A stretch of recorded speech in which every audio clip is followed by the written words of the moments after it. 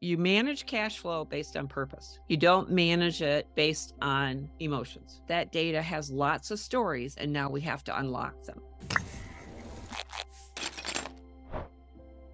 Hello, and welcome to the very first behind the scenes episode of Transforming the Trades. My name is Rita Risha. I am one of the producers for the show. And today I am bringing you your own host, your very own host of this podcast, Lynn Wise. Lynn, hello. How are you doing today? I'm doing really good. I'm excited. Our We're first so excited. podcast. Yeah. Yes. Before we get into the nitty gritty of everything, Lynn, I have one question to ask you. Are you ready? Sure. When was the first time in your business, in your career, that you thought to yourself, man, this is it? This is really what I want to do? I'm in this industry that's known as the trades. I know this sounds kind of corny, but it probably happened on the first day I ever walked in and did my first job. Wow. I knew that it was a home for me, and I knew that I could become a valuable contributor. And that was at the ripe age of 18 when I became a dispatcher in a plumbing, heating, and a remodeling company. And it just evolved from there. So we're looking at 40 some odd years ago that this happened. And I've always felt very true to helping this industry and being part of this industry and a contributor to the success of the owners and operators that operate in this industry. That little spark that you had at 18, that passion, I feel like the flame has just kind of grown over time, essentially, from just walking in that first day to realizing this is my home, this is the career that I want to pursue, to now all the way all these years later to this amazing business you have, Contractor in Charge. So let's give somebody that has maybe never even heard of Contractor in Charge what you guys do and kind of a fast forwarded journey of that first day from 18 to now you have a company and what you do there. The concept of contractor in charge was really to become a center of competency for the areas of customer service, inside sales, and really bookkeeping and accounting for the trades. And what that means is when I was in this business and a general manager and operating, what we typically do in small businesses, regardless if it's in the trades or not, is that you become a jack of all trades and master of none in a job role. Even though Mm. you have a job role, a job responsibility, everybody does a little bit of everything. And I'm not saying that's wrong, but in today's world and in the competitiveness that lays out there, what we need is high quality functional areas of our business that are a center of competency versus it's not necessarily my job, but I'll help out type thing, right? That concept came from me working in it, being an operator and a general manager and seeing things that didn't get done or they were done subpar. Mhm. And I had the idea many years ago of centralizing these types of tasks so that it could be sold as a shared service amongst other operators. I didn't do it, but I always tell everybody I feel like I had to leave the industry to come back to the industry and really offer value. So when I left, I went and I worked for corporate America, that being Ameritech and IBM. And of course, those companies had the budgets to train, to expose, and to deliver services as I speak about. And my whole journey was okay, if the big guys can do it, why can't the little guys do it? And that basically sat there for about 25 years as I did my job somewhere else, but it always was there percolating. And I purposely sat down in 2014. I wrote out a business case. I took a mastermind class that's called Key Person of Influence. And I did it as an ability to create a framework, a discipline, if you will, on how to build this brand that I wanted to build. And it actually really gave me the launch pad to say, okay, I'm courageous. I'm going to go do this. So I bought a trade show booth for $5,000 at Comfort Tech in St. Louis. And I thought, worst that could happen, I lose 5,000 bucks plus my travel. So And that's how it started? A booth? You just bought the a booth booth. and said, "Let's try this. Let's see Let's what try happens." that. Let's do the pitch. And so I began pitching what we were all about, that we took inbound calls, we could qualify and book appointments, we could use the client scheduling software, we could maneuver the waters of understanding the different types of calls that come in and deliver against that value proposition that we could do it as good, if not better, than the staff that you had hired and thought you had trained to do it. And then that evolved into we started doing outbound calling. So Mhm. related to services that they might want to schedule tune-ups or maintenance agreements or whatever the request might be. We're actually turning that into a complete program. So my background, I have a degree in finance. I had originally wanted to become a CPA. I took on a job in an office at a CPA when I was younger and learned very quickly that wasn't the job for me. It did not change my thought that understanding the financials was essential. Mm. And so I became the controller of the company that I work for. I am a student of accounting. I know double entry accounting. I know GAAP principles and so on. And I knew that one of the key pieces of driving a business forward in the trades, especially, is that you needed to know your financial numbers. You needed to know where this is going. So we now have a staff of 16 accountants. They either have degrees or in accounting or finance, but definitely a minimum of 7 years experience in accounting. So it doesn't matter if we use QuickBooks or another tool, it's accounting. So we bring to bear an organized financial statement with a scorecard and a discussion around trends and directions of the business so that the individual clients that we serve can operate with knowledge of what their financial numbers are all about. So that was very important. And that's been a very, very successful side of our business. It's also turned into we are now a certified service titan provider for accounting and other services.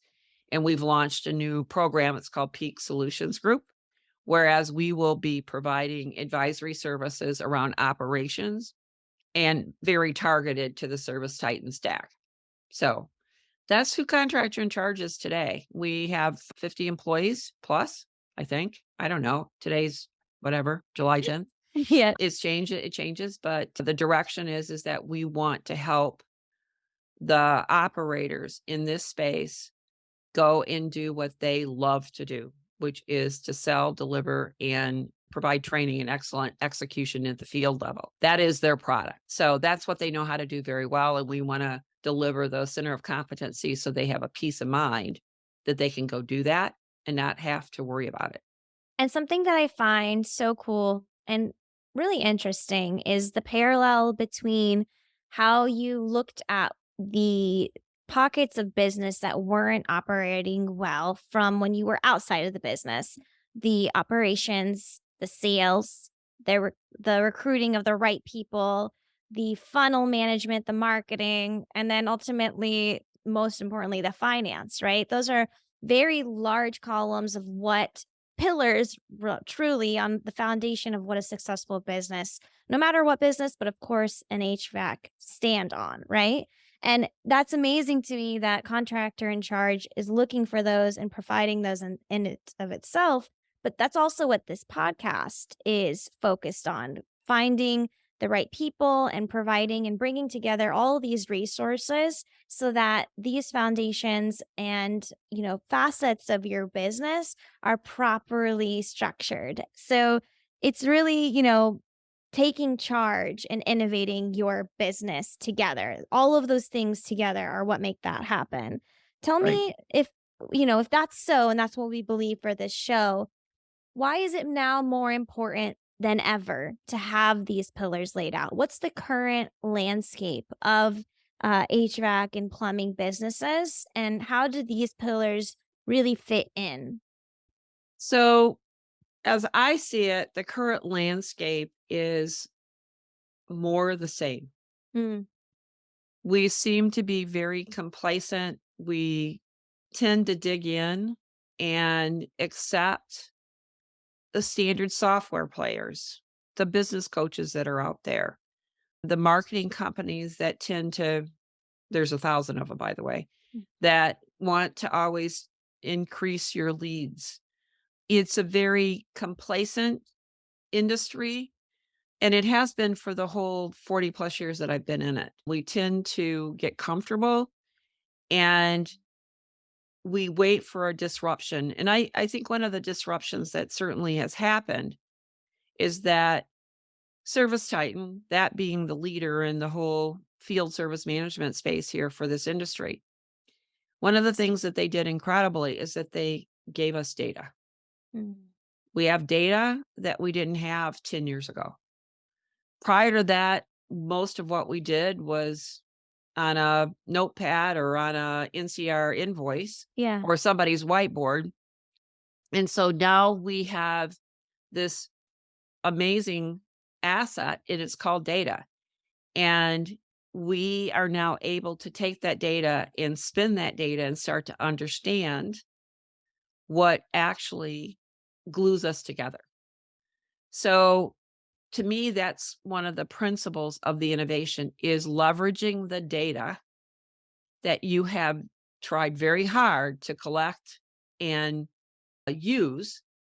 My suggestion is that that data has lots of stories and now we have to unlock them. We want to So transform now. We we have the want base. transport. That's right. We have the transformation fundamentals. We also have done different types of things in this industry, even though I would say it's still some of the same, is that we have looked at ourselves as sales organizations, not just service organizations. So we begin to understand that we can deliver into the field what we call a selling tech, or we may have a service tech and a comfort advisor that goes out. So now we're beginning to understand maybe there needs to be a delineation between service and sales. It's something that we are doing, but I see it just everybody's just doing the same thing. Nobody's really doing anything different. So where I see is that there are opportunities. And by the way, there's this little thing called AI. If you're not paying attention, you need to be paying attention because it's going to impact your business. I can't necessarily sit here and forecast all the many ways that it can and will, but it will impact your business. It will change your business model. It will change the technologies that you use. It will change your ability to interpret your business performance and forecast. I just saw recently this change Threads was announced, right? So Meta launches Right. Threads. And the comparison, of course, is Twitter. And they were giving the whole chunk down on the local news about the timeline that it took Twitter to become live versus the timeline it took Threads. So Twitter was over the last 3 or 4 years that it really gained momentum. Right. Threads was 1 week. So Exactly. that's what's changing and having us needing us to look out and understand what is our value chain and where are we creating value and how can we innovate? Because if you think that your competition's not thinking about this, you're wrong. And that's why the need for this podcast feels more prevalent. Our differentiator is we're trying to bring to the table this urgency and the resources for you to transform your business to Correct. go farther than just here's what we've done, here's what I've done, here's what they've done. More than that, here's what we need to be doing. Here's what is coming. Here's what will be happening. Get buckle up. Like, let's do this, right? So, Buckle up. Yeah, great. Buckle up.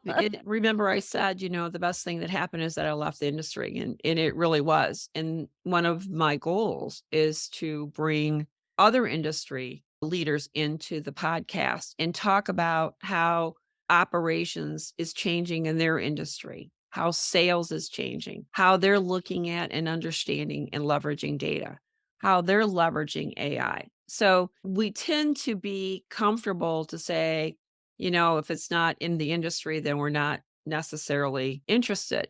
I would say that's a good baseline, but please understand there are other industries doing very innovative things that can be replicated in our industry or tweaked to fit our industry workflows and processes and needs.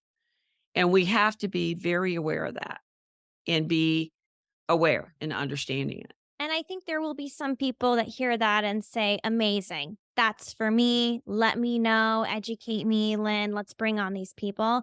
And then some that might not be. So, to position this, who is this podcast intended for? And if that's that right person, what can they expect to learn when we bring on some of these awesome people onto our show? So when I first started Contractor in Charge, it was really designed for the next generation contractor.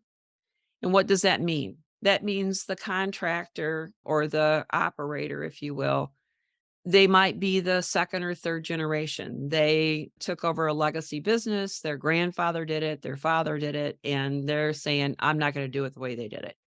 And there's a lot of that conversation. The other one is that in today's world, especially with the new realm of investment and such that's happening in the industry, we have a lot of non-trades investors coming into the space. So they're buying businesses that are already established.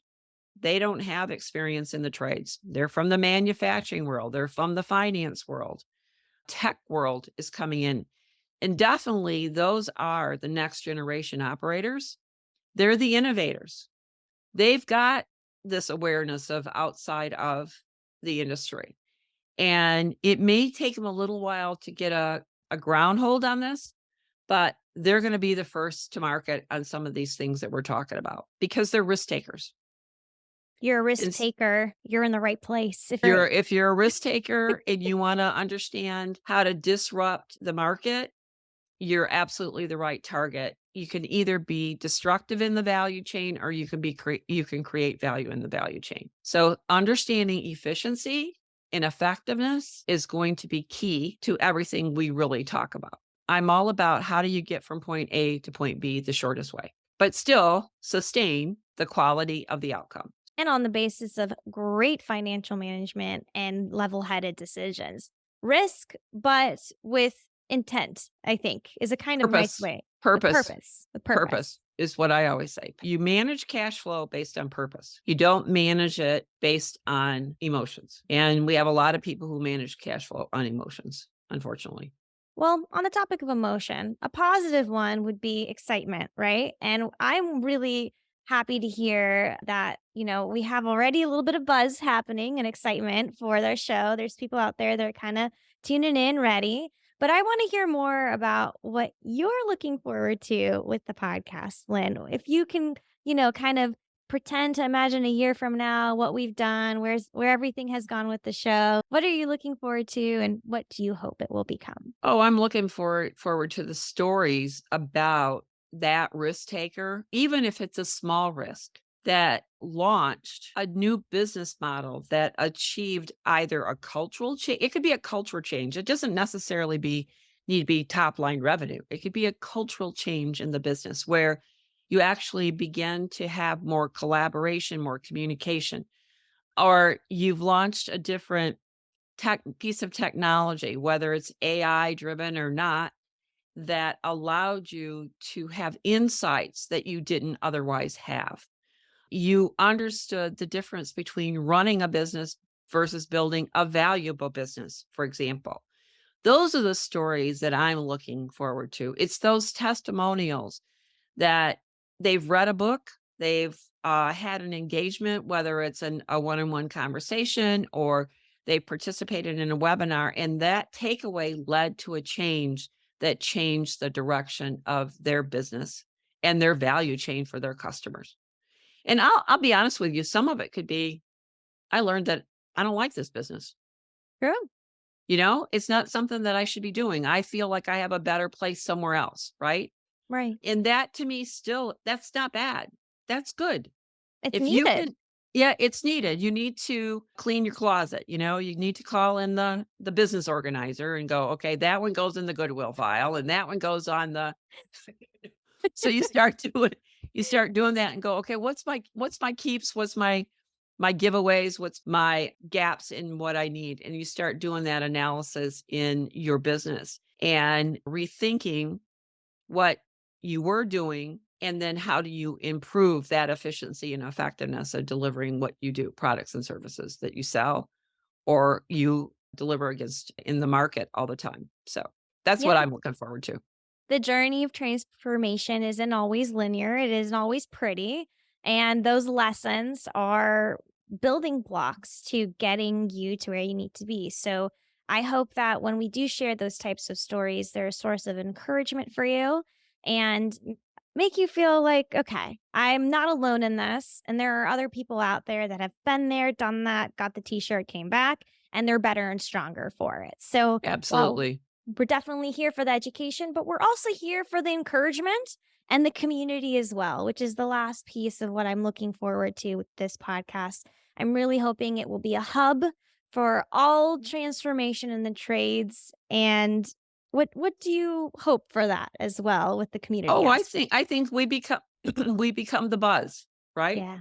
So transformation to me is more about sometimes the buzz, and it's not necessarily what somebody did. It's more about what is it that we can do, right? What should we do?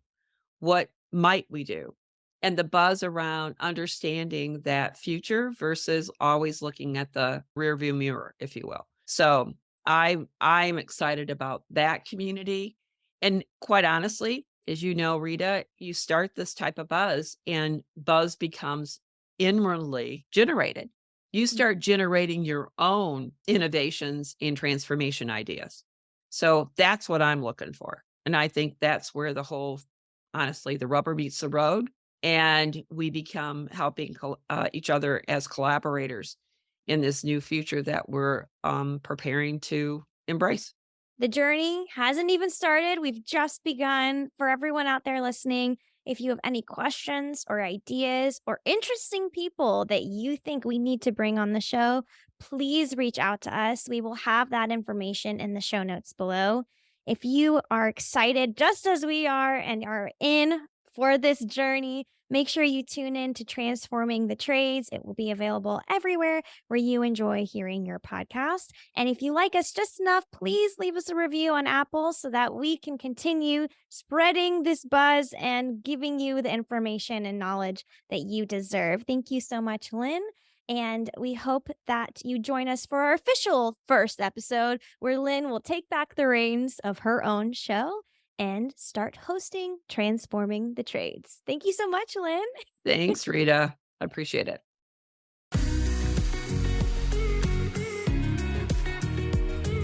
Thank you for tuning in to Transforming the Trades. We hope you enjoyed today's episode and gained some valuable insights and tips for your trade business.